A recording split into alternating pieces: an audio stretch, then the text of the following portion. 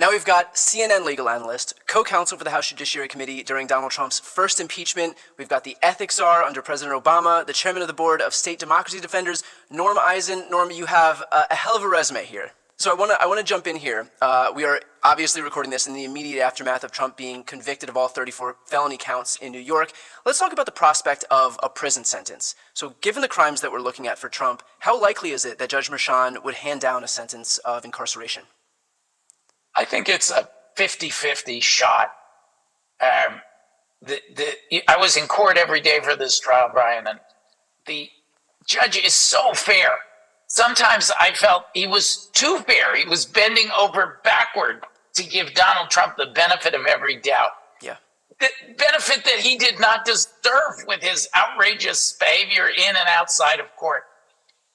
However, on the plus side of getting a criminal sentence, you have the fact that this jury convicted on all 34 counts, that the evidence that came in was of the most serious and grave felonies. It's not just that he falsified those 34 documents that were the basis for the charges, but in order to get these felonies, you have to aid, commit, or conceal another crime. And the DA only gave the jury one crime, 2016 election interference, a conspiracy to unlawfully influence the election. And so the jury found Donald Trump guilty 34 times over of harming our democracy. That is why I think the judge will say, I can't let the guy get off with probation. On the other hand, he's a first-time offender. He's in his 70s. These crimes sometimes result in probation rather than jail time. So, and the judge is very fair. I think he's going to really try to judge Donald Trump not as this threat to our democracy, but he's gonna keep in mind all of those factors. It could go either way. I think a criminal sentence is a distinct possibility. Now, my worry here is that Judge Merchan kind of tipped his hand when he said that he didn't want to incarcerate Donald Trump after the consent charge, where he violated his gag order 10 times because, he said he was the former president. He said he may very well be the next president. So I worry that we got a look into his mindset here and that I feel like he'd be loath to incarcerate him now just like he was then. Well, but the other thing he said was, unless I have to. Now that the jury has spoken, he may feel he has to. Donald Trump is a 34-time convicted felon, and he's convicted of democracy crimes. And if the judge lets him get away with it, Brian, what message will that send to Trump? He did the same thing again on a larger scale in 2020, deceiving voters to grasp power, election interference. Will he do it again in 2024? What about if he gets power back? Will he do it in 2026 and 2028? So the judge may feel that to hold Donald Trump accountable and for the sake of deterrence of Donald Trump and the copycats, the autocracy copycats, he may have no choice but to give him a term of incarceration. No, we saw how difficult it was for the first prosecutor all those years back to hand down the first indictment, and then how quickly the subsequent indictments were to follow. So do you think that convictions are going to follow the same pattern, where the fact that that it took so long for a jury, for us to get to this point of conviction, that it'll make it easier to give something of a permission structure for subsequent juries when those trials move forward, for them to actually move forward with the conviction? I do. The news of this case and the verdict was so loud that future jurors noticed it. The question is, when are we going to get those other cases? If you put the DC, the 2020 election interference case next to the Manhattan 2016 election interference case, Donald Trump tried that bogus presidential immunity argument here. The judge gave it the back of the hand. The New York appellate courts refused to consider it. But Trump's enablers on the Supreme Court, they should have rejected it like all the other courts did, and fast. Instead, they're taking months. They've taken 5 months to consider whether a president can order political assassinations with SEAL Team 6. Give me a break. Alito and Thomas are acting more like Donald Trump's defense counsel. They're doing a better job than his actual defense counsel, Todd Blanche, did in the New York case. It's outrageous. Yeah. So when will those cases come is the question. But yes, I do think it moves the Overton window. What's acceptable? What's possible? Now we know, hey, a jury can hold a former president, accountable. And, we didn't lose this. People thought about threats to the jury, the discomfort of the jury. We did not lose a single juror once the case started with opening statements. So that also sends a very important message that juries can hear and resolve these cases. Was that part surprising to you? I mean, there was juror number 2 who kind of worried me because we found out that person got their news only from Truth Social and Twitter, which is not a good recipe for someone who's looking for accurate sources of information. I don't generally, wallow into the or find myself, in the depths of Donald Trump's own. Basically, I mean, I think now we realize that it's just a laundromat for him to wash money from, so that he can eventually take money out against his Trump media stock or borrow against it. But in any case, don't really find myself there if I'm looking for accurate information. But did that part surprise you, that even that juror voted to convict Donald Trump on all 34 counts? It did not surprise me. And my view is that juries really work hard and they want to do the right thing. Sleeper juries are an extremely rare phenomenon. And in the case of juror number 2, it's true that he follows Trump on Twitter, just the posts that are reposted from Truth Social. Yeah. But he also follows Michael Cohen. He follows Mueller, She Wrote, my friend Allison, and works in investment banking and wants to follow anything that might affect the markets. Look, my soul did a lurch when I heard the words Truth Social. But juror number 2 was fine. Juror number 2 was not the juror that those of us who were in court every day were worried about. There was another juror. The court's order prevents me from identifying who it was. The court asked us not to identify jurors, who I was very anxious about, because this juror would not look at the prosecution witnesses like was looking everywhere else in the courtroom, even looked at me a couple times. And I did not think look at me in a very friendly way. But gradually what I observed over the course of the trial was that juror became more and more engaged. And I was convinced by the end. I told the others, about 60 reporters in the courtroom every day, I told everybody, I know how to read jurors for a living. Don't worry about that particular juror. We were all worried. We all saw it, but it turned out obviously unanimous. Yeah. Well, and of course, you were in the courtroom for the entirety of this trial. Republicans are now trying to claim, just by virtue of the verdict, and I'm sure it would have been a completely different story if the verdict was different, but now they're trying to claim that this whole thing was a sham process, that it was rigged, the whole shtick there. But as a legal observer, why did Donald Trump lose this case?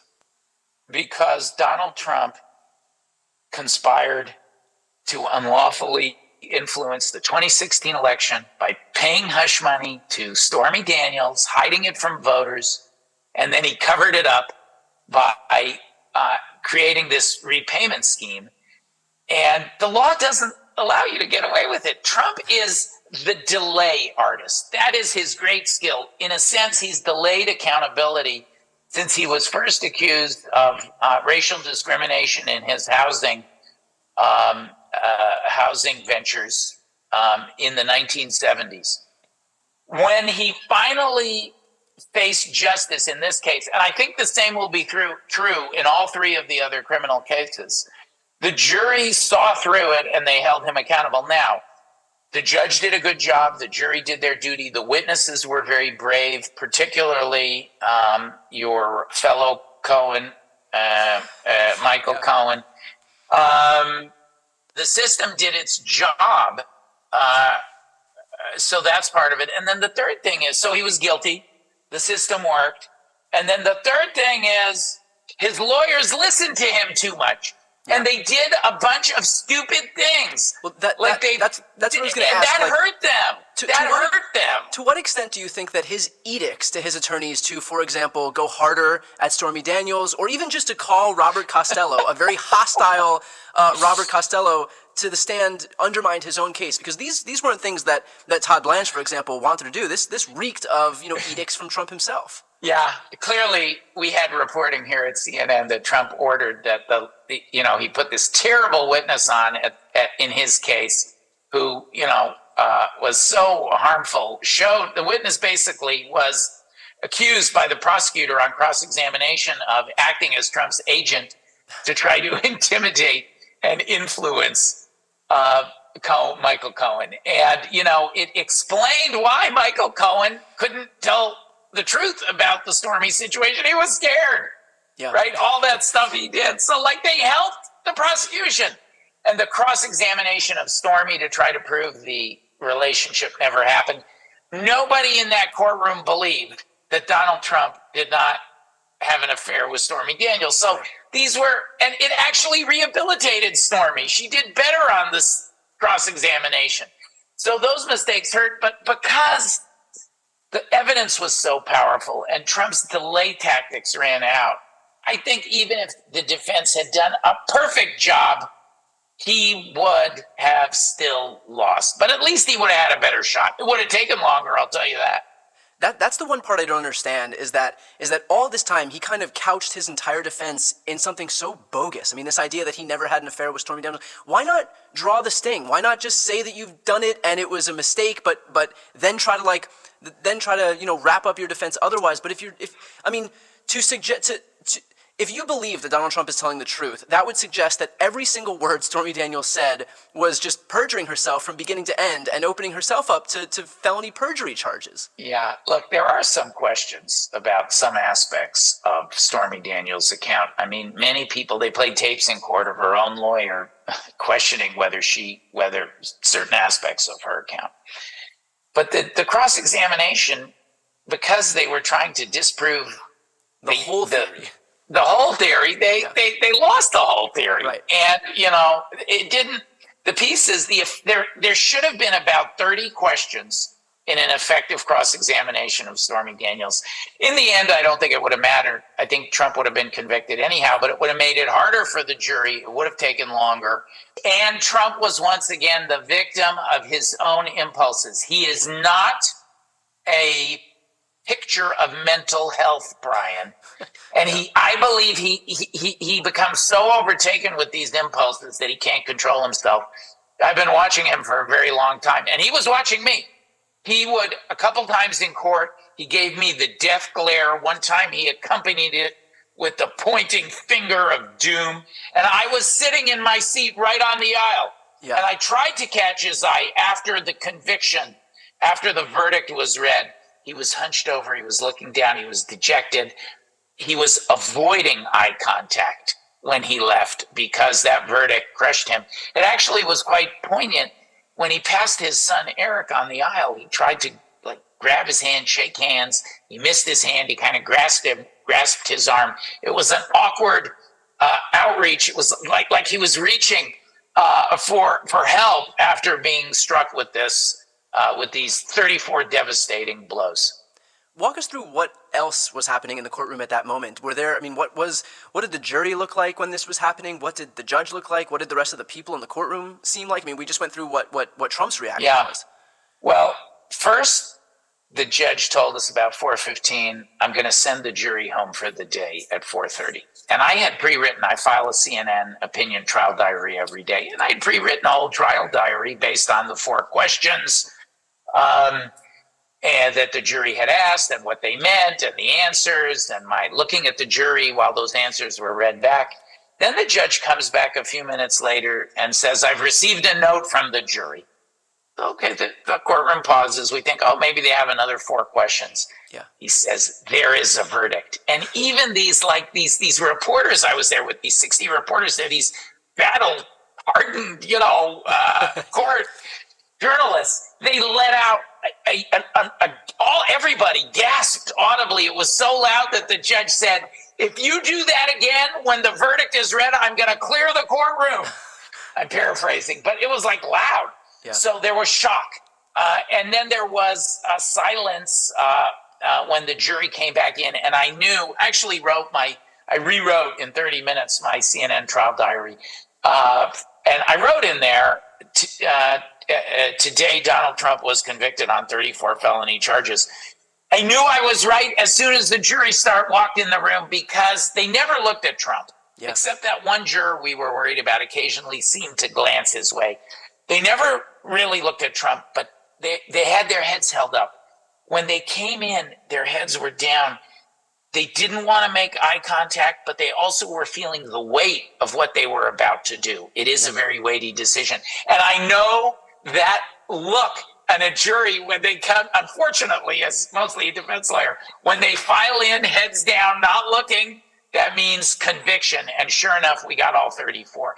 Trump was cheerful while before we knew there was a verdict, laughing with his lawyers. He was grim. He got red in the face. He would glance at the jury, glance away, cross his arms.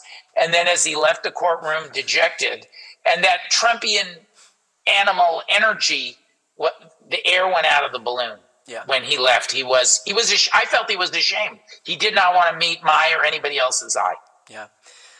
Norm, Republicans are now, in the aftermath of this conviction, rallying around him. I'm sure you've seen, almost like this is a litmus test issue for the Republican Party. I mean, you saw the previous litmus test issue is how many Republicans could rally behind him, oftentimes perplexingly wearing the same exact clothes as he would wear. But given what we're seeing now, where the law and order party, the self-proclaimed law and order party, is falling over itself to defend a convicted felon, can the Republican brand be saved? It's such a good question. I don't know if it's possible. The reason I'm pausing is because you forced me to skip ahead to the end of the story, which is, can the American brand be saved? You have Donald Trump, who has completely hijacked one of our major political parties. He is in what appears to be a 50-50 deadlock with President Biden.